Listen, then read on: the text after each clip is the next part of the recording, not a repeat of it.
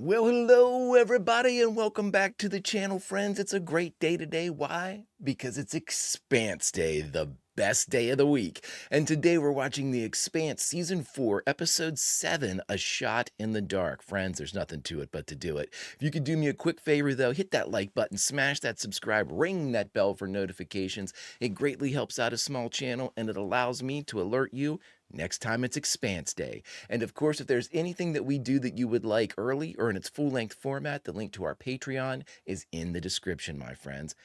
But all that's then, and this is now. And what is now? Now is Expanse Day, the best day of the week. And let's watch episode 7 of the 4th season of The Expanse, A Shot in the Dark. Prepare to engage maximum warp reaction.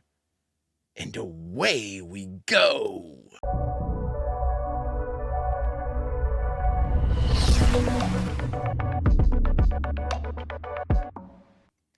It's Expanse Day. That's enough of the adrenaline shot I need. Legit. When I know it's Expanse Day and I'm recording my Expanse, I'm like running to get down. I record in my basement, so it's always taking the stairs 2 at a time. Couldn't love this show any more. Couldn't. Will I ever love a show like The Expanse? I never rule anything out. And I will certainly say that there's a possibility I could love something as much as The Expanse.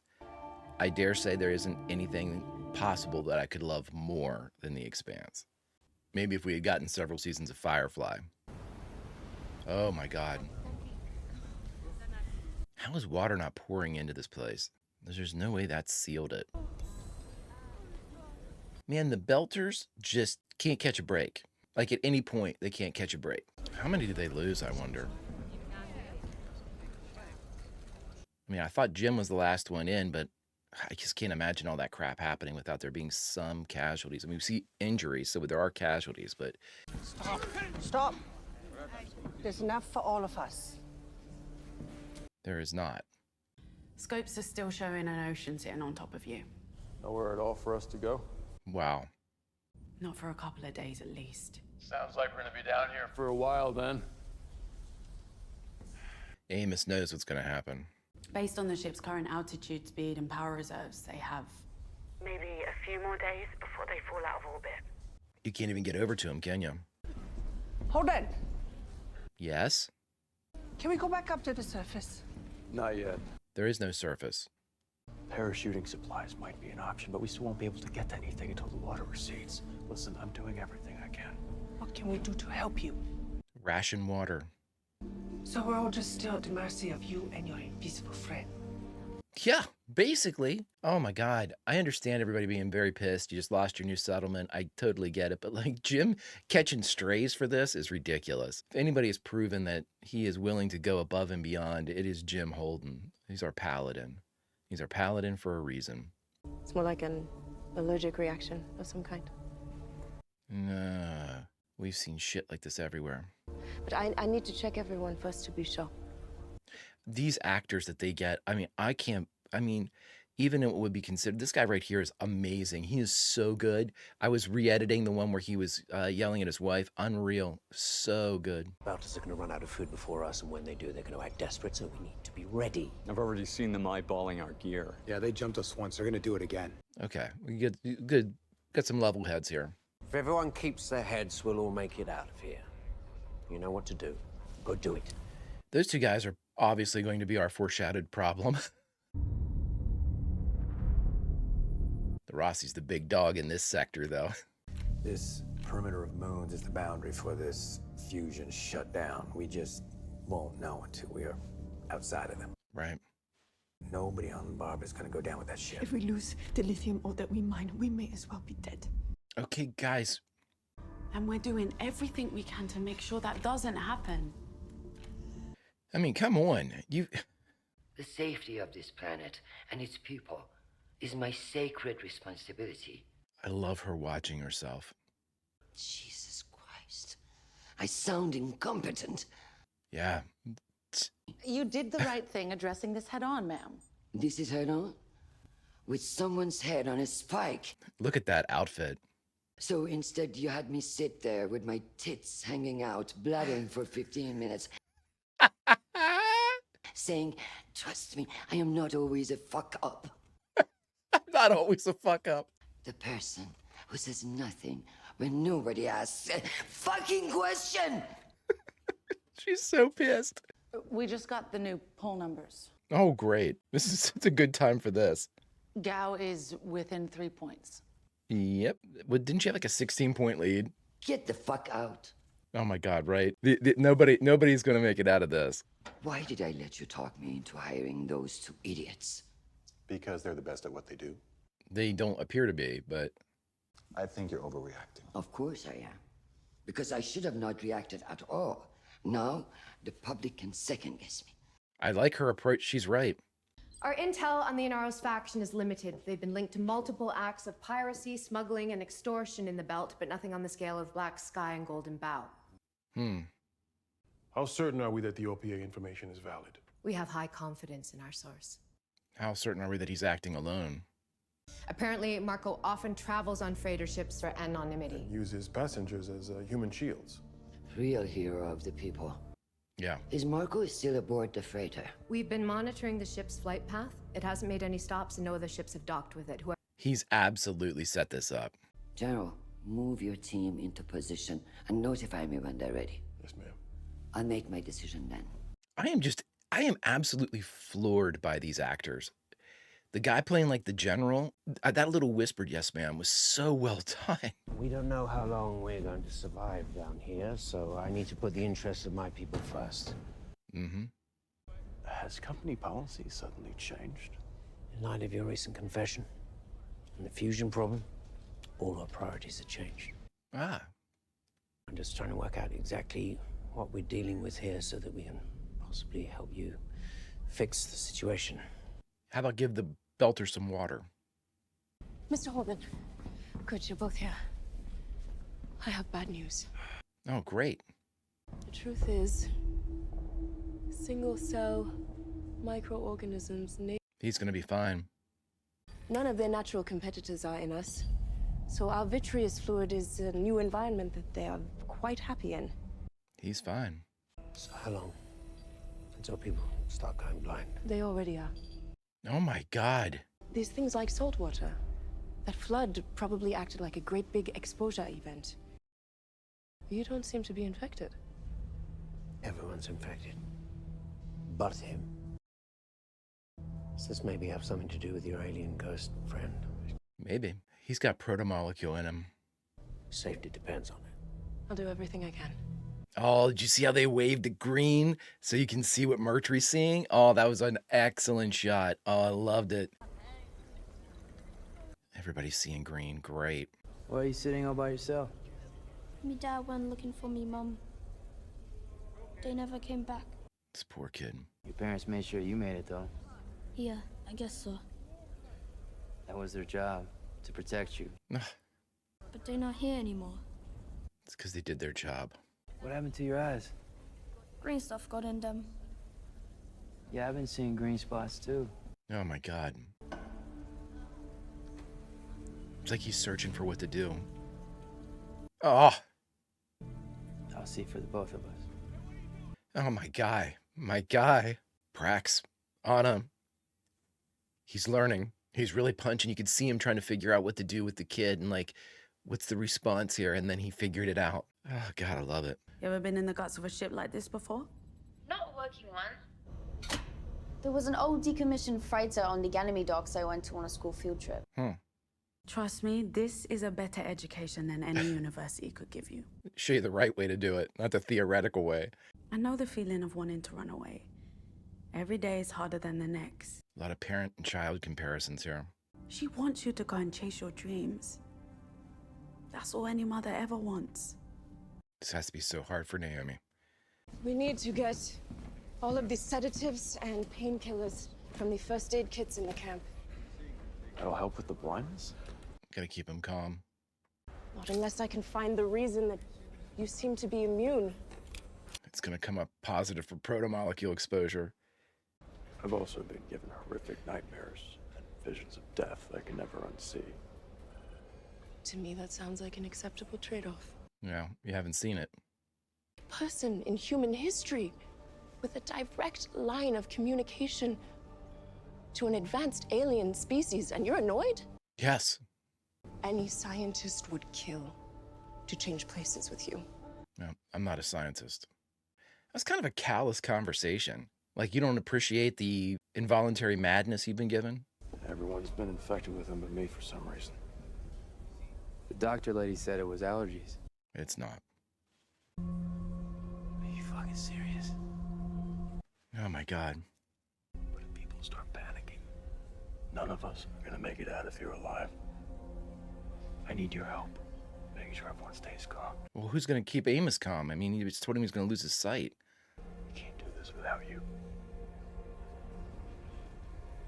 Yeah, I'll do what I can. This is so outside of Amos's wheelhouse, though. Keep people calm. This is like Anna, you know? I thought surprise visits were against the rules. Fuck their rules. I'm in charge, and I wanted to see my husband. Oh boy. Who didn't even want this job in the first place? You're right. I never did. I blame it on the goddamn ring. But now that she has it, she wants to keep it. This election isn't about you being right anymore. It's just about you needing to win. I mean, to be very, very fair, Nancy Gal's not ready. I mean, we all know as the audience, you know, we have more knowledge than everybody does. But I mean, that hope that she's preaching, this is the result of that. You know, this is the potential dangers of that. And she's not having to absorb the dangers. They're real pretty, huh? Prax. The guy who put him in's from there. He actually went back there to help. Oh, we need Prax. I had a family back on Mars. What happened to them? Oh, I mean, no, they're still back there. I wanted to be a space cowboy. When my son was 5, a little guy, he wanted sand for his birthday. I still remember the look on his face when he opened that box. Wonder if he still has that. He does. You still have a chance to make it right. Make new memories with your kid instead of sitting around like me, hanging on to one moment that I got right. But we could use the Rossi itself, right? We'd be putting both ships at risk. But could it work? Well, But we still need something to connect the ships, and there's nothing on the Rosie we could use. What if we take the nets apart and weave together a single cable that long? Could that work? Oh boy. You know, the thing about Alex too is he admits it. He admits what he's done. That's why he's a great character. The cable will need to be at least 1 kilometer long for safety. We can't have the ships running into each other. Yeah. Do we have enough time to do all this? We're going to find out. Let's get to work. Felcia showing that she absolutely might not even need university at this point. This thing could go sideways very easily. And you won't be able to see. You heard what Holden said. He's going to defend the Belter's claims. Which is why I'm not putting my fate in the hands of a court. We have to silence Holden now. What? You seen Liam? He's on water purification duty until further notice. Penance for overreaction. Have you seen Liam, sir? I mean, that's okay? I've been spilling blood my entire career and making others rich of it. My contract will give me 1% of the claim value after all the Belters have gone. Holy shit. Things aren't going to end well on this planet for Holden. Oh my God. Amos is not a problem. Really? Liam! Oh shit. I'm assuming they knew about this. Liam? Liam! Liam! Is he dead or is he trying to drink?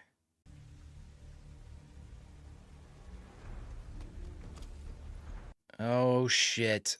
We got foreshadowing. We knew that these two guys were going to cause something. He's just going to start killing. What are you doing?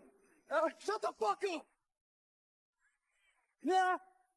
What the fuck are you doing, dude? How does that feel? Fuck does that feel? Amos. Put your fucking gun down or I'll shoot you myself! Boom. What the fuck? Are those slugs? Are those...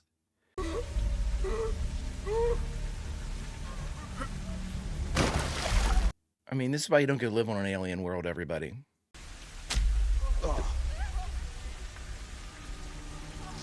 Oh my God, get the fuck out of here. Get the fuck out of here. They're dropping from the fucking ceiling. Yeah, hold it in your hand, dummy. It's toxic. No, don't touch it. Get the fuck out of here. Where are they coming from? The water. Oh my god. Back the fuck up, everybody. Oh my god. I mean, could this get any worse? He says. Everywhere. Get back in the fucking side. Why are we standing here in the drop zone? UNMC-1 is floating dark in the Pazuzu's flight path. Both track options are ready. Nice. Let him go. Follow him. Take him when he comes off. Send in your Marines, General. Yes, ma'am. I love this guy's delivery. So cool. Just a little bit above a whisper.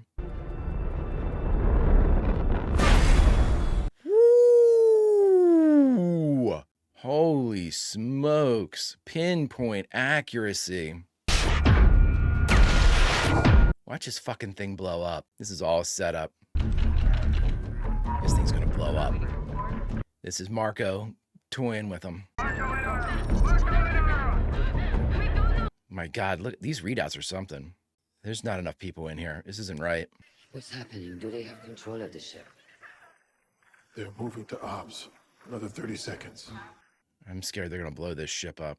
Contact right. Oh, oh. Oh! Doors and corners, kids.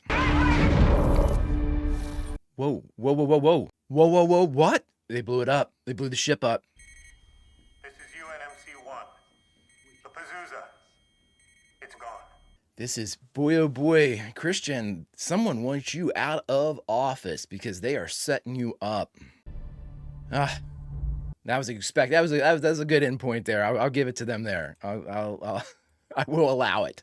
I will allow the ending of this episode. Oh my gosh, in merciful heaven. Okay, everybody, we just got done watching The Expanse Season 4, Episode 7, A Shot in the Dark, and the only thing left to do is to talk about it.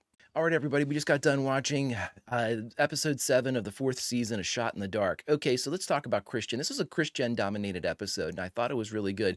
Two big points in this episode were Christian struggles as leader. Does she want the power, and for what reason? That was the one theme, and the other theme was we had a lot of like parent-child comparisons, like what will a parent do for a child, what is a child's role for a parent, that type of thing.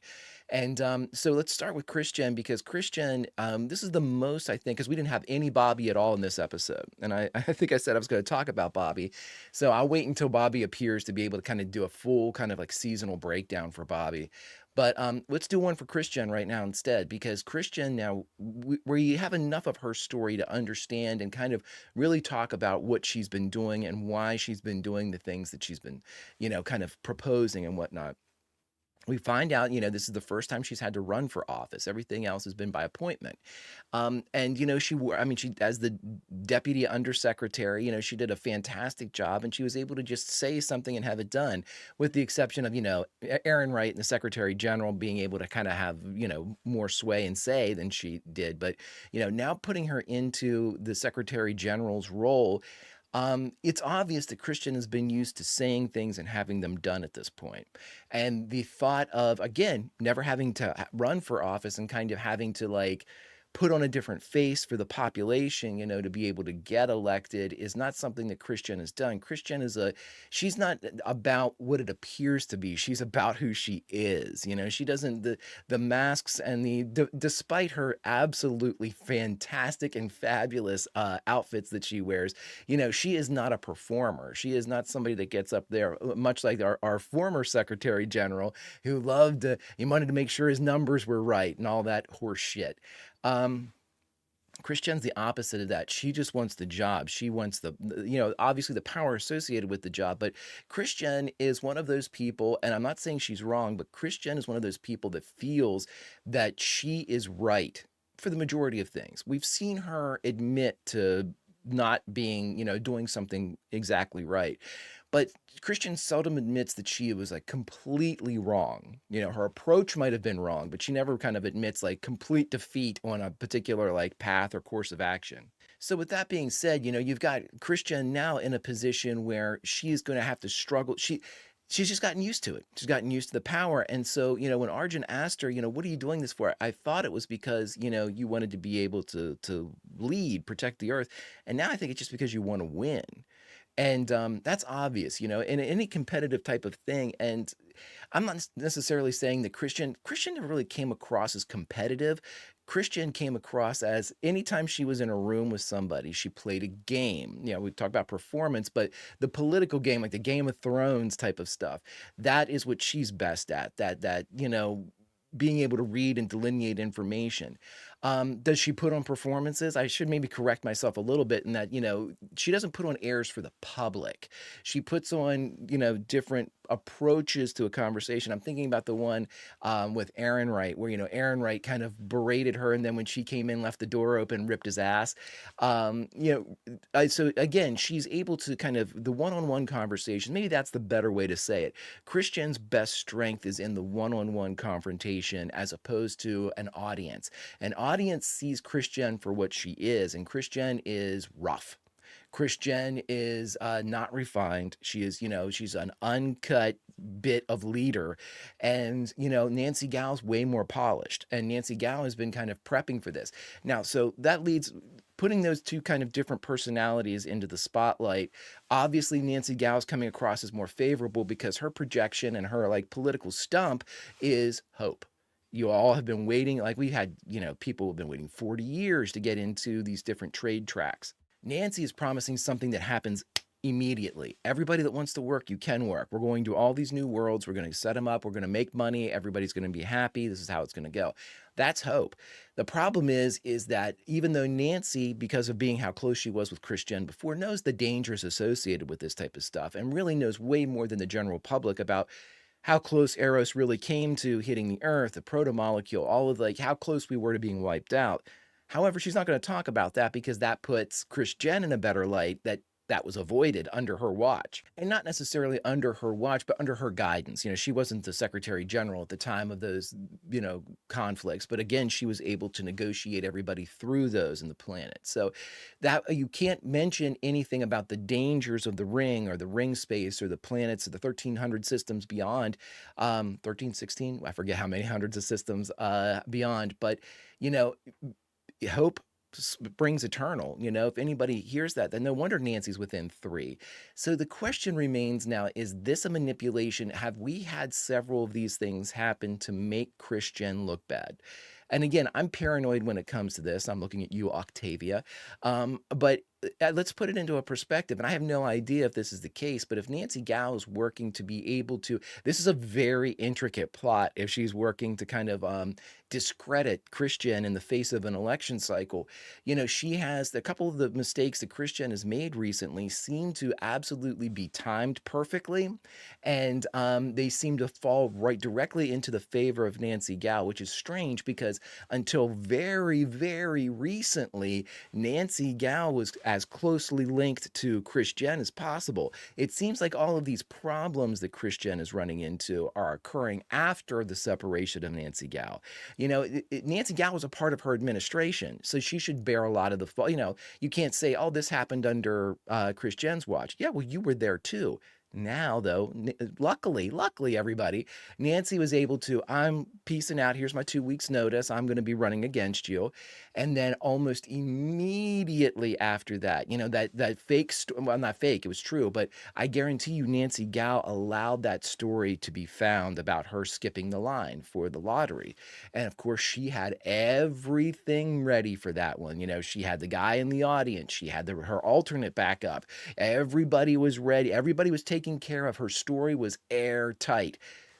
You only release a story like that if you know it's airtight, and it made Christian look bad because it made Nancy look, once again, sympathetic towards the Earthers who had been waiting, the ones on assistance, the majority of the planet. So she's playing to a base that's going to be bigger and potentially more active in an election cycle whenever they have real stakes at play, the ability to, take care of themselves. So again, that hope is fueling. Now we have all of these seemingly I don't know. I mean, you can't really call them F-ups, but they are. You know, we had the destruction of the Sojourner where that was tested. You know, you had to say, okay, and Christian fired and you know, they blew it up.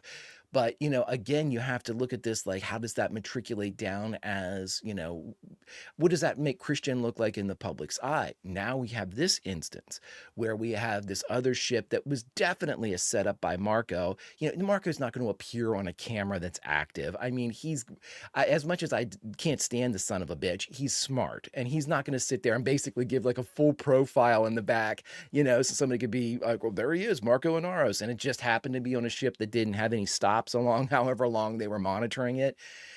Okay, so to think of all of that, you have a lot of these bad things happening to Christian in this election cycle. Is Nancy a part of all of these? That's my question. And that's really paranoid because that takes some diabolical maneuvering on Nancy's part. It begs several almost impossible to answer questions and almost impossible to conceive that they could be answered questions or it's even feasible. Like, how does Nancy even get in touch with Marco? You know, how does that like thing start? And I'm not willing to say that it is because I don't believe myself when I say that, but damn, does it look close. You know, I mean, I'm paranoid, but I just can't see with the information that we have that Nancy would be able to reach out to Marco in that respect. So while Nancy is benefiting from it, I'm not sure that she's going to be the one that was active in its deployment. Mars could easily be involved, you know, some of those sub factions. We obviously have dealings with, you know, the dock workers that are, you know, getting information and tech out to the Belters and the, you know, Marco and everybody kind of stealing the shit. So there's a lot going on, but there's absolutely, in my mind, a plot to discredit Christian.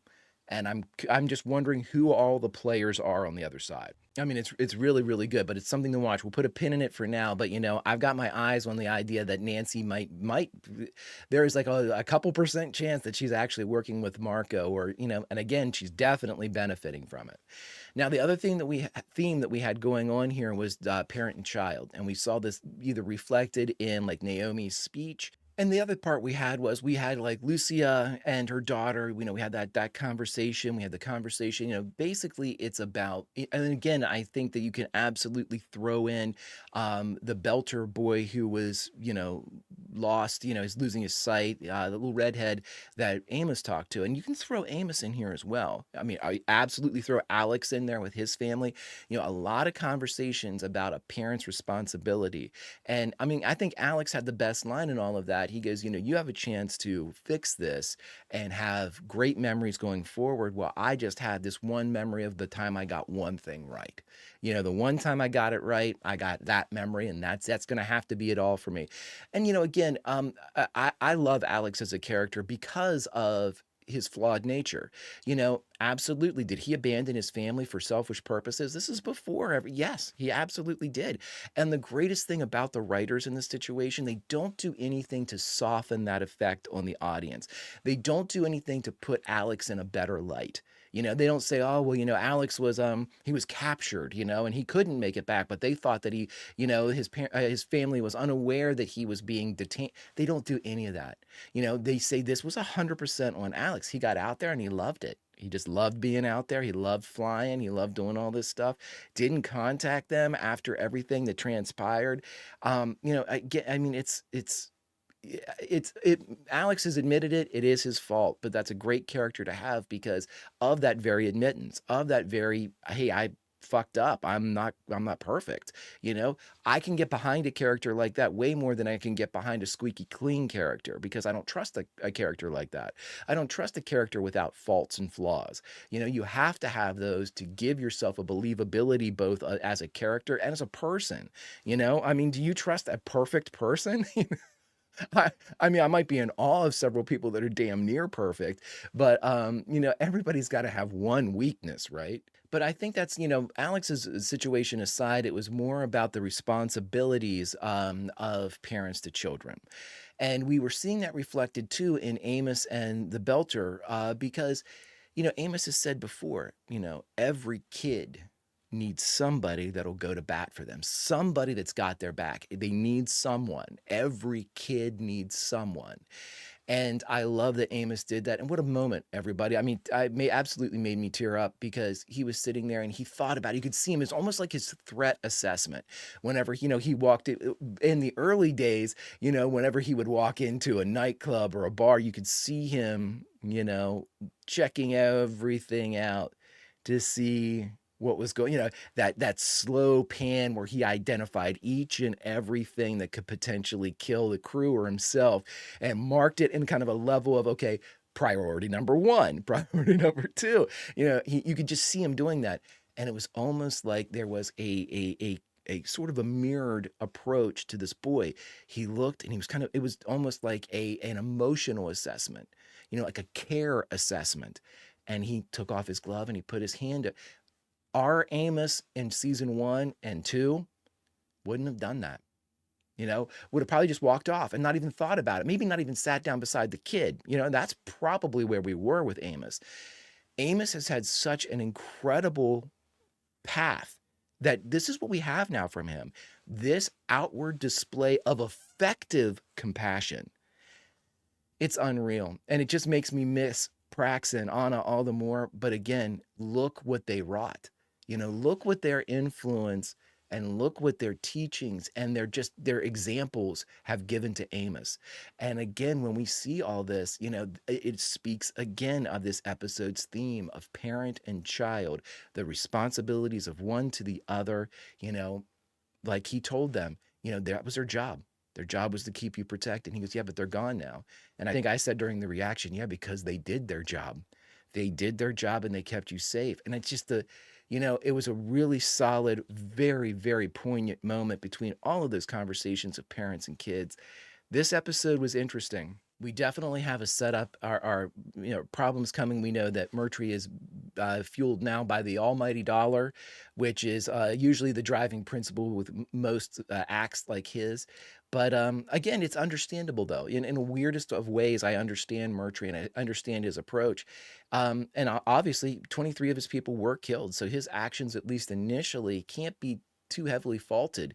And they were planning to come after him too, So again, everyone's sort of at fault in all of this, but now that we know Murtry's true motivations, that's the directives and creatives way of saying, listen, if you're still on the fence, if Murtry's a bad guy, we're going to make him greedy, which is essentially what they did. And when you apply a negative characteristic to somebody this long into a character arc, it's usually the writer's designed to be like, listen, no, I mean it. This person's bad. And it's like it's I could definitely see why they were doing it here, because Murtry comes off as not necessarily sympathetic because the delivery of the actor is always just so bitter and vile. But the situation, when explored and kind of dissected, you can understand Murtry. They need to make sure that we don't anymore. We might have understood him at first, but we can't anymore. He's got to be bad for the story to reach its apex here coming up soon. Friends, if you could do me a favor, hit that like button, smash that subscribe, ring that bell for notifications, and you'll be alerted next time we go live with The Expanse or any of our sci-fi fare. And of course, if there's anything that we do that you would like early or in its full-length format, the link to our Patreon is in the description. But my dear friends, all that is then and this is now, and now it's time for us to say goodbye. So where should we say goodbye from? My friends, let's say goodbye from inside the structure on Illis. And we're always with the crew, no matter where they are, because we're part of the crew. And we're down there with Amos and Jim as we look up and around and we see all of these like bioluminescent slugs that appear to at least be some type of contact poison or toxicity that is killing people on contact.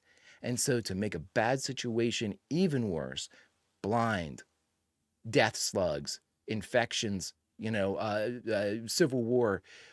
Why do we say goodbye from here? Because, friends, we're going to be needed very soon. And to what end? For peace, for war, or a little bit of both? That's up to us to decide, because we follow the Paladin's lead, and he's the only one that's going to get us through this. Friends, until we find out if Jim's up to the task, he is. Vulcan roll, and I'll see you.